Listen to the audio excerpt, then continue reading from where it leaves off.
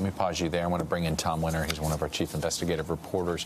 He's got some new information that we've learned from some key law enforcement sources.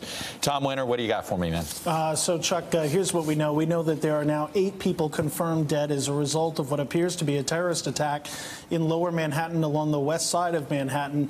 At least 15 people are injured. The numbers are obviously in a little bit of in flux a little bit. We know that this person today who, and we just want to update the age, we had originally said early mid-30s. It appears that they're working on an identification of the suspect now, who's been described to us as a Middle Eastern man. He's in his late 20s. And what 4 sources have told NBC News, my colleague Jonathan Dienst and I, that when he crashed this truck that you see there on the left-hand side of your screen, that he got out of that truck and started yelling Allahu Akbar, and then began firing from what appears to police to have been some sort of a pellet or BB gun. And there's another gun that they're checking out, but that gun may turn out to be a mock gun or a fake gun that he had, and we had shown some of that video before.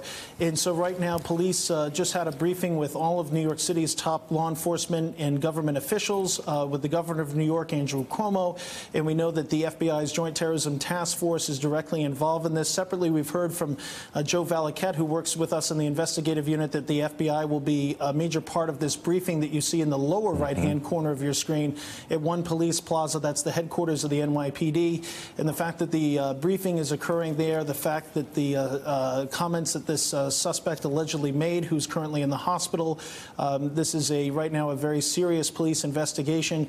I mention it at this point only as a landmark because there's nothing that ties this to the World Trade Center, but where that truck is approximately a block, 2 blocks north of the World Trade Center. For folks that are familiar with New York City, that's just kind of I use that only as a landmark. Sure. But that's the latest that we're hearing right now.